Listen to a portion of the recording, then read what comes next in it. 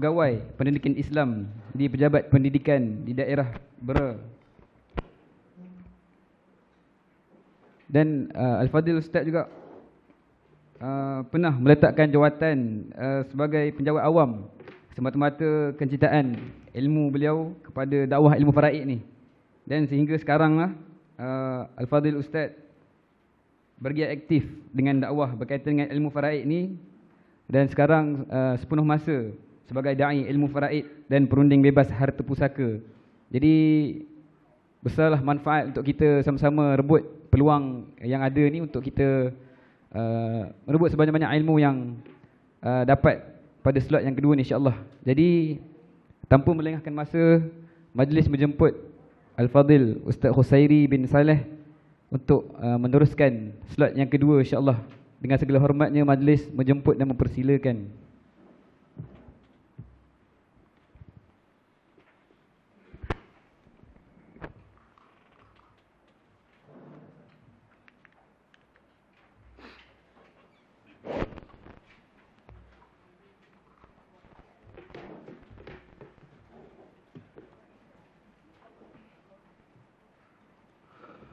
Assalamualaikum warahmatullahi wabarakatuh.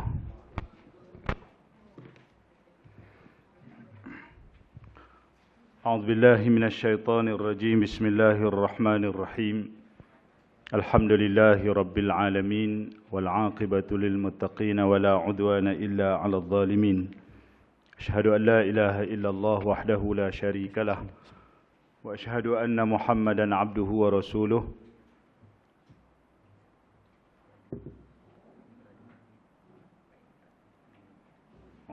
Boleh pakai ni.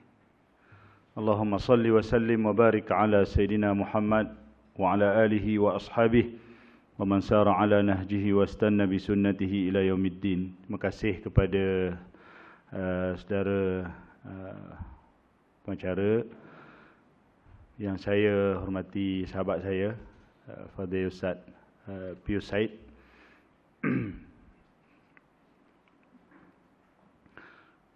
Dia PU, saya da'i je. Tapi da'i saya duduk belakang sebab saya tak pernah masuk TV. Tu da'i tu duduk belakang, da'i ilmu faraid. Ada orang tanya, Ustaz, saya tak pernah tengok muka Ustaz dalam TV, da'i tahun bila program? Saya kata saya tak pernah masuk TV. Dan saya letakkan nama saya tu sebagai da'i ilmu faraid. Saya ingat pada masa tu tak ada orang letak nama da'i ilmu faraid. So alhamdulillah sekarang hasil kita berjuang, kita ada tim rakan-rakan yang saya gelarkan mereka da'i ilmu faraid.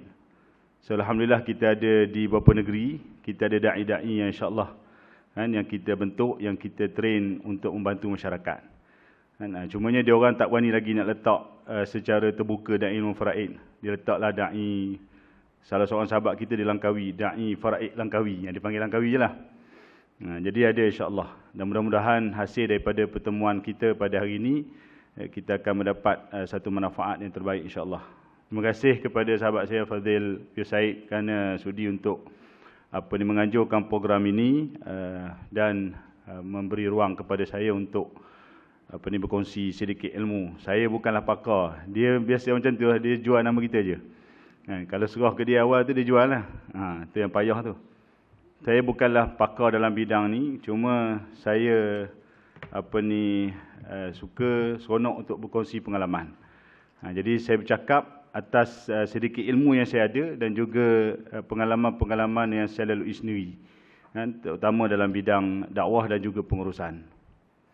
Seterusnya terima kasih kepada pihak Masjid Al-Muttaqin Ipoh kerana bagi ruang untuk kita berprogram di sini.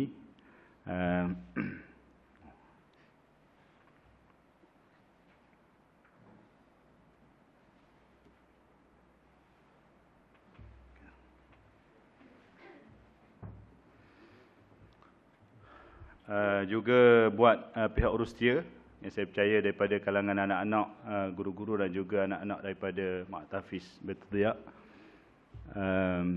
Seterusnya sahabat saya, Saudara Faizul, yang saya datangkan khas daripada Kemaman Terengganu untuk sama-sama dengan kita untuk rakaman program kita pada hari ini daripada dakwah unlimited, dakwah sampai mati.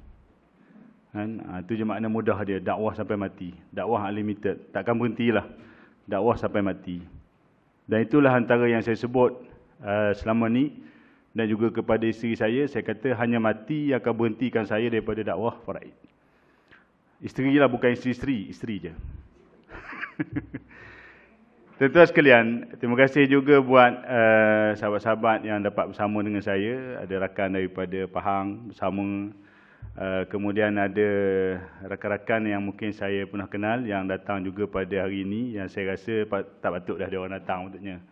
Kan? Patutnya dia orang dah ada di depan ni, bukan di sana. Kan?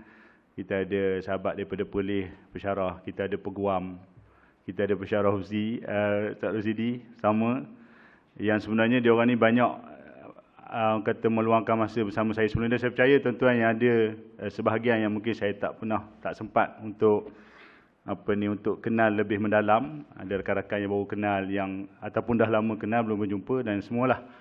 Okey, tuan-tuan puan-puan muslimin muslimat yang dirahmati oleh Allah Subhanahu wa taala, alhamdulillah Allah buka, Allah gerakkan hati kita, minda kita, nurani kita untuk hadir bersama-sama pada pagi ini, hari ini, menunjukkan betapa kita sensitif dan kita kasih, kita cinta pada hukum Allah Taala ini, insya-Allah. Tuan-tuan sekalian, saya akan fokus kepada, saya pun tak tahu sebab bila sebut pasal pengurusan ni sebenarnya ia terlalu luas sebenarnya. Cuma saya akan fokus kepada topik mungkin kepada pengurusan berkait dengan perkongsian pengalaman dan sebagainya lah. Okay, cuma bila kita sebut pengurusan ni sebenarnya saya nak sebut terlebih dahulu. Sebelum tu saya nak cerita dulu. Ini cerita baru, malam tadi. Ini bukan cerita lama, ni cerita ni tak masuk Facebook lagi ni. Dan siapa yang follow Facebook saya, dia orang akan bacalah cerita yang hari-hari pengalaman dan seumpamanya. Ni cerita malam tadi. Ada seorang sahabat datang. Bila dia dengar saya ada di sini, dia datang ke tempat kita menginap malam tadi untuk minta pandangan dan khidmat nasihat tentang si mati, arwah adik dia yang meninggal. Baru lagi meninggal, baru sangat. Dan dia pun balik ke Ipoh ni pun kerana kematian adik dia. So dia masih berada di kampung. Adik dia meninggal. Adik dia ni kahwin dengan warga negara luar. Saya tak nak sebutlah negara mana, tapi bukan warga negara Malaysia. Dan perkahwinan tu dalam tempoh hanya dalam sekitar 3 tahun dan tak ada anak. Jadi dia datang jumpa saya. Si mati ada meninggalkan duit, KDSP, EPF. Si mati ada tanah dan juga rumah. Tapi di sebalik KDSP dan juga KPF tu, di balik EPF dan juga rumah dan tanah tu ada cerita. Ini yang jadi isu-isu dalam ataupun cabaran dalam pengurusan pusaka.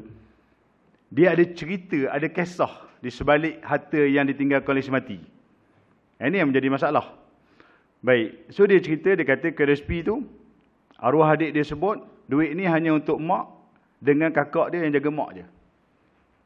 Dia sebut, duit KDSP dia tu ada 100,000 lebih untuk mak dia dan untuk kakak yang jaga mak. Kita nampak niat dia, apa yang dia sebut tu bagus. Kan? Untuk mak dia sebab mak dan kakak yang jaga mak. Dia mungkin nak balas jasa sebab dia tak sempat jaga mak dia, dia kata nak bagi pada kakak. Dia sebut begitu. Bagi mak yang dengar kata-kata anak ni, dia seronok dah. Dia nampak dah 100,000, 50,000 dah ni, bagi dua. Kakak pun kata macam tu. Itu kata-kata dia. Tuan-tuan, dan pada saya sebenarnya, ini pun termasuk elemen dalam pengurusan. Macam mana cara kita mengurus harta kita masa kita hidup. Hanya dengan ungkapan, kata-kata ni tuan-tuan, dia mungkin boleh mendatangkan risiko yang sangat besar selepas kematian. Kemudian dia ada rumah. Rumah dan tanah ni diceritakan oleh abang dia yang datang jumpa saya. Dia kata sebenarnya Ustaz, rumah dan tanah ni pusaka ayah saya. Dan pusaka tu bila ayah meninggal, turun kepada kami adik-beradik, mak dan juga semua anak-anak ayah. Tapi teknikal pada masa urusan tu entah macam mana, nama bubuh nama arwah. Jadi sekarang ni adik-beradik bila arwah meninggal, dia orang akan claim balik lah. Dia orang akan tuntut balik. Tapi tuan-tuan, mudah tak nak tuntut? Belum tentu. Okey, itu yang kedua. Yang ketiga, cabaran dia tuan-tuan, suami dia warga negara luar. Dengan perkahwinan baru sekitar dalam 2-3 tahun, dengan hubungan pun tak berapa rapat mak mentua dengan menantu, adik-beradik, ipar dan sebagainya. So di situ kita nampak macam mana cara kita nak uruskan harta tu dengan cara yang terbaik. Mungkin bagi setengah orang, dia anggap apa? Dia anggap, oh dia ni orang luar, bukan warga negara. Dia tak boleh terima harta dalam negara. So kita tak payah libatkan dia lah. Tak boleh tuan-tuan. Dia adalah waris. Dia adalah suami. So suami, isteri yang meninggal ni tak ada anak, suami berhak 1/2. Separuh daripada KSP. So nampak 100,000, 50,000 hak suami. Kan? 50,000 hak suami. So rumah tadi pun dengan tanah, geran nama si mati, suami boleh tuntut. Tapi dia nak tuntut tu ada cabaran bagi dia lah dari segi undang-undang. Sebab dia ni warga luar. Nak menerima tak boleh. Tapi dari segi hukum dia ada hak. Di situ cabaran dia. Baik. Saya bagi gambaran supaya tuan-tuan nampak. Kita sebenarnya dalam urusan pusaka ni kita berdepan dengan banyak situasi-situasi begini dalam masyarakat. Okey, kita sedang duk fikir ni, bincang dengan dia, fikirkan macam mana idea nak selesaikan isu arwah adik dia. Lepas tu dia buat keluar pula. Tak ada habis nak bincang pasal adik, dia buat keluar pula, Ustaz. Sebenarnya tanah ayah saya pun belum selesai lagi. Tanah arwah ayah dia pun ada yang belum selesai lagi. Yang geran tanah masih nama ayah. Kemudian dia kata ada pula lagi tu geran tanah ayah punya tapi duk nama tok, mak pada ayah. Saya kata dah nanti dia pergi ke moyang, pergi ke habis-habis, dah cukup setakat tu je. Dah 3 lapis tuan-tuan. Maksud tuan-tuan bayang, kita nak bercakap pasal adik yang harta dia tu antara cabaran dia pergi kepada suami yang warga negara luar. Tapi sebenarnya dalam situasi ini cabaran lagi besar sebab kalau kita bercakap harta tok tu, ayah kepada ayah tu sendiri, atuk tu, harta atuk tu pun pergi kepada suami tadi. Betul tak? Harta atuk tu, harta ayah tu pun akan pergi kepada suami adik tu. Yang warga negara luar tu. Sebab dia dah jadi berlapis. Kan? Dia dah jadi munasakhat.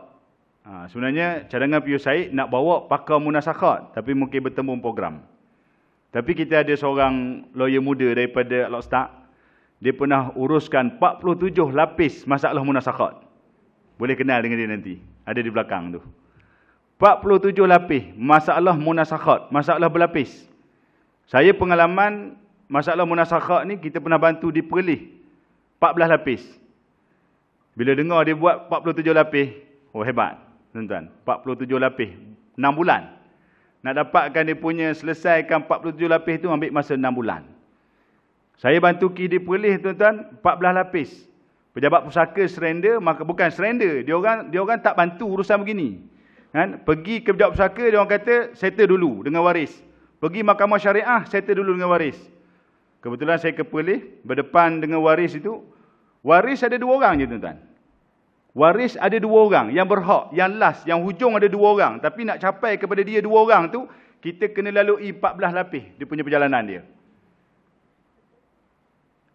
Yang isu tanah pusaka, tanah bendang, tanah padi, dalam geran tu ada 6 nama. 5 nama clear. Pemilik yang masih hidup. 1 nama ni yang mati ni. Tak selesai. Jadi tanah ni tuan-tuan, kalau nak jual, nak apa pun, dia sangkut. Sebab dalam geran tu masih ada nama seorang yang masih belum selesai urusan pusaka dia. Yang mati tahun 50-an. Saya berdepan dengan waris, saya ingat lebih kurang dalam 4 jam. Susun. 14 lapis kematian. Bersimpang-simpang. Tapi dengar kata 47 lapis. Itu lagi hebat lah. Ya? Kematian tahun bila Izdah? 50-an juga. Tapi 47 lapis.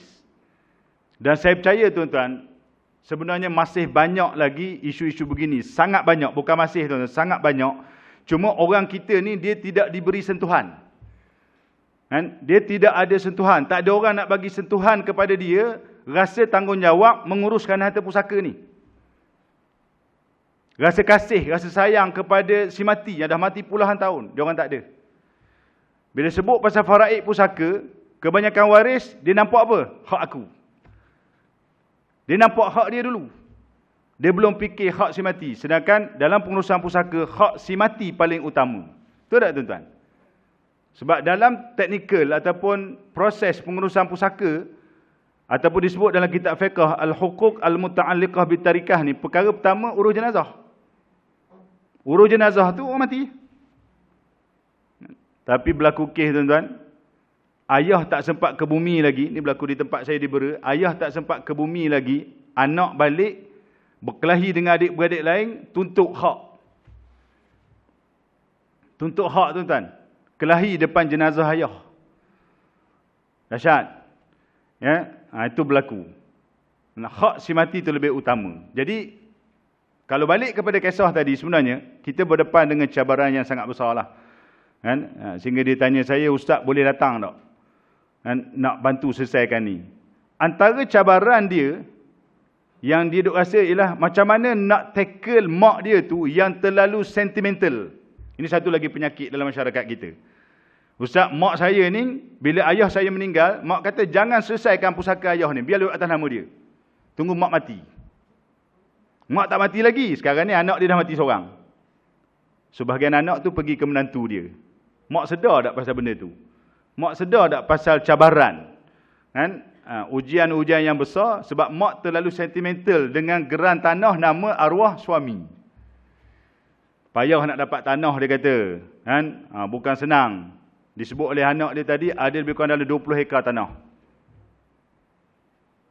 20 hektar tanah. Saya dah sebut dah ke dia, saya nak seka sebagai mengurus. Okey. Cabaran. Mak terlalu sentimental. Jadi kita nak berdepan dengan orang-orang lama macam ni, bukan satu benda yang mudah. Sebab tu saya melihat, tuan-tuan, dakwah faraid ni sangat-sangat patut kita ketengahkan kepada masyarakat. Tapi saya percaya terlalu minima lah, ataupun terlalu kurang, bahkan mungkin di setengah tempat langsung tak ada. Langsung tak ada. Dan kita tak nak salahkan orang-orang yang datang bawa dalam bentuk perancangan. Macam kita bincang dari segi merancang harta pusaka, hibah, wasiat. Syarikat-syarikat yang wujud di luar sana yang banyak dengan macam-macam bentuk produk. Saya tak salahkan mereka. Tapi kadang-kadang bila terlalu mengejar sale, kan, bila terlalu mengejar keuntungan, komisen dan sebagainya, dia ada berlakunya misleading ataupun kesilapan dalam menyampaikan maklumat. Sehingga masyarakat kita dikelirukan. Sebab itu pentingnya kita bawa konsep dakwah yang betul. Seperti mana disebut oleh Pio Said tadi, macam mana kita nak betulkan salah faham masyarakat, antaranya yang mengatakan, mengurus harta pusaka ni faraid kita kemudiankan. Kita boleh muafakat, kita boleh kerja, kita boleh bagi sama rata. Ya. Ada seorang pensyarah universiti, tuan-tuan, saya tak nak sebut nama, selebriti, public figure sebut dalam kuliah, membahagi harta pusaka, kita boleh bahagi ikut muafakat, ikut sama rata. Kalau bergaduh, berkelahi, baru kita balik pada faraid. Kita sebagai orang yang ada ilmu, kita faham konsep masuk dia tu. Tapi bagi orang awam yang dengar, kan, dikuliahkan, so orang awam kata, oh tak payah faraid lah. Betul tak, tuan-tuan? Tak payah faraid lah. Kita bagi sama rata lah. Sebab tu kita tengok orang-orang tua, dulu dan sekarang, mak ayah, dia suka pesan. Kalau dia mati, harta dia nak anak-anak dia bahagi sama rata. Dia pesan. Dia nak anak dia bahagi sama rata. Anak perempuan, dia seronok. Betul tak? Dan dia akan pertahankan kalau dia tak faham. Dia kata, takkan tak ingat abang? Mak dah pesan, banyak kali dah mak dah pesan. Sebelum dia meninggal, harta mak ni kalau mak mati, bahagi sama rata. Bagi anak lelaki yang tak faham, dia ingat benda tu adalah wajib tunai. Kalau tak tunai, dia orang jadi anak derhaka. Tuan-tuan. Masih ramai lagi anak-anak yang beranggapan begitu. Sebab tu bila saya bawa unsur-unsur begini dalam masyarakat, ada pihak, bukan pihak lah, ada individu, terutamanya orang perempuan lah khususnya, yang menyalahkan saya. Ni ustaz ni cerita pasal faraid, kalau tidak elok je bagi sama rata.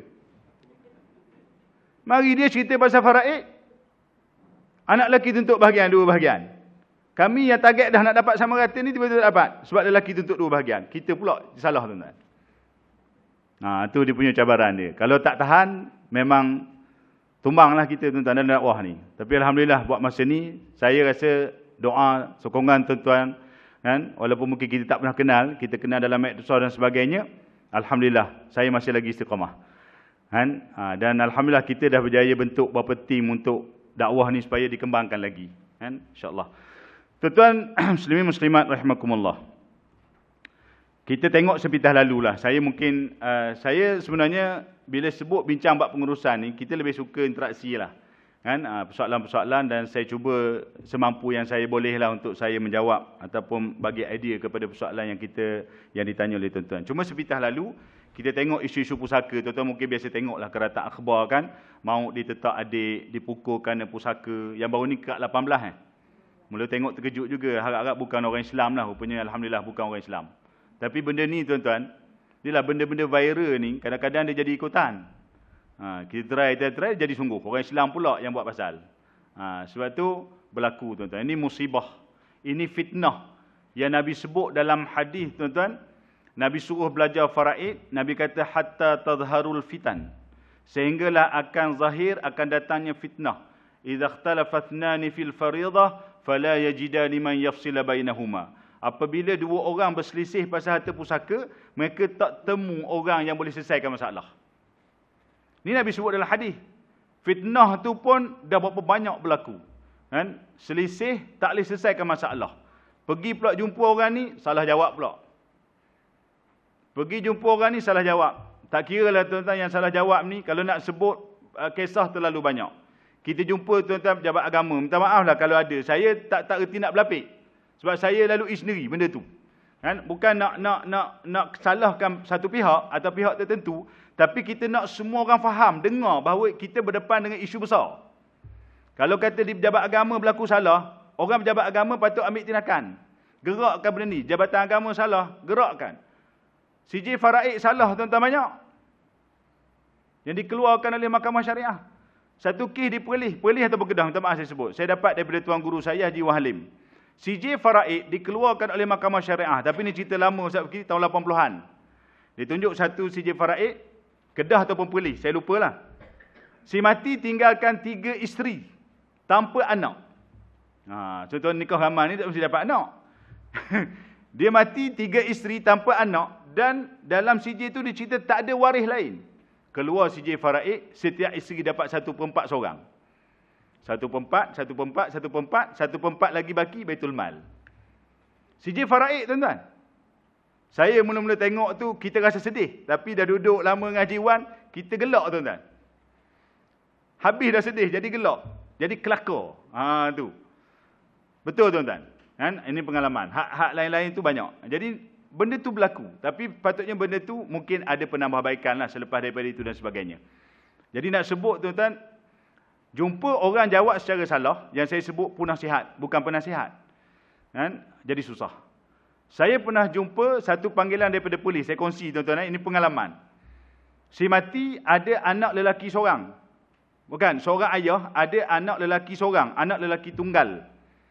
Tapi anak lelaki ni mati dulu daripada ayah. Ini cerita anak mati dulu daripada ayah. Dan anak lelaki yang mati dulu ni ada 5 orang anak. Semua lelaki. Cucu Atuk. Anak lelaki mati dulu, bawah ni 5 anak lelaki, cucu kepada atuk tadi. Bila atuk meninggal, dirujuk kepada individu yang boleh dipercayai di tempat itu, dia jawab, korang cucu-cucu tak dapat. Cucu-cucu 5 orang tak dapat. Sebab apa? Sebab ayah korang mati dulu. Saya percaya tuan-tuan, pendapat atau pegangan begini masih wujud dalam masyarakat kita. Cucu tak dapat sebab ayah mati dulu. Kan? Jadi cucu ni tak rasa tak puas hatilah sebab dia cucu. Kenapa tak dapat? Kan? Dia tanyanya cari, dia jumpa nombor telefon saya, dia call. Kan? Saya kata siapa yang jawab? Adalah seorang ustaz tu ustaz. Jawab. Dia jawab apa? Dia jawab cucu tak dapat, ayah mati dulu, habis hati atuk ni ke mana? Dia kata pergi ke adik-beradik perempuan. Atuk ada seorang adik-beradik perempuan. Pergi ke adik-beradik perempuan atuk, seibu sebapa, yang Pius saya sebut tadi kan, dapat 1/2. Nampak macam betul lah tu. Kan? Kemudian ada lagi baki 1/2, Baitul Mal dia kata. So lumayan lah Baitul Mal. Tak ada adik-beradik Baitul Mal. Tak ada Baitul Mal. Sebenarnya tuan-tuan, harta nak pergi Baitul Mal ni sangat-sangat jauh. Minggu lepas daripada Kelantan tuan-tuan, ada satu kes yang diceritakan oleh tim saya, seorang lawyer syar'i di Kelantan. Ada satu tuntutan rayuan di Mahkamah Syariah daripada 2 pupu si mati. 2 pupu. Boleh bayang 2 pupu. Orang zaman sekarang kadang-kadang tak nampak. Dia nampak kupu-kupu je. Dua pupu si mati tuntut. Di mahkamah rayuan, saya mungkin bayangkan mungkin harta tu dah pergi ke Baitul Mal, dua pupu ni rasa dia ada hak, dia tuntut balik, bawa ke mahkamah rayuan. Agak-agak dua pupu ada hak dah tuan-tuan. Ada yang ngiling, ada yang angguk. Dua pupu tuan-tuan, dia datang ikut mana? Dia datang ikut adik-beradik atuk kita. Kalau kita ni si mati, ayah kita, atuk kita, adik-beradik atuk kita turun di situ. Itu termasuk dalam waris tersembunyi. Berhak tuan-tuan. Kalau memang tak ada waris lain, dua pupu boleh claim. Dan dalam situasi ni pada saya bukan dua pupu. Kalau ada 3 pupu, 4 pupu, 10 pupu pun, kan, yang penting datang sebelah lelaki, turun ke lelaki, mana-mana generasi tuan-tuan, dia orang boleh tuntut. Tapi pengalaman sebenar jarang berlaku lah. Ini first time dengar dua pupu tuntut. Biasa pengalaman saya, orang tak kenal waris. Ini masalah kita. Sebab bila tak pernah dengar faraid, dia tak nampak isu siapa waris yang berhak, dan kalau tak ada waris, harta tu pergi ke mana. Masyarakat kita tak pernah nampak. Mungkin dia nampak harta tu pergi ke isteri, pergi ke anak je. Kan? Tadi ada sahabat kita cerita, si mati ni dia ada anak lelaki. Dia kata apa? Oh, ayah mak dia kalau dia mati, ayah mak tak dapat sebab aku ada anak lelaki. Ayah mak pun dia boleh kata tak dapat, tuan-tuan bayang. Sebab dia dakwa dia ada anak lelaki. Dia ada anak perempuan baru ayah mak dapat. Sedangkan ayah mak ni adalah antara waris yang tak boleh dinafikan hak sama sekali. Apatah lagi waris jauh tuan-tuan.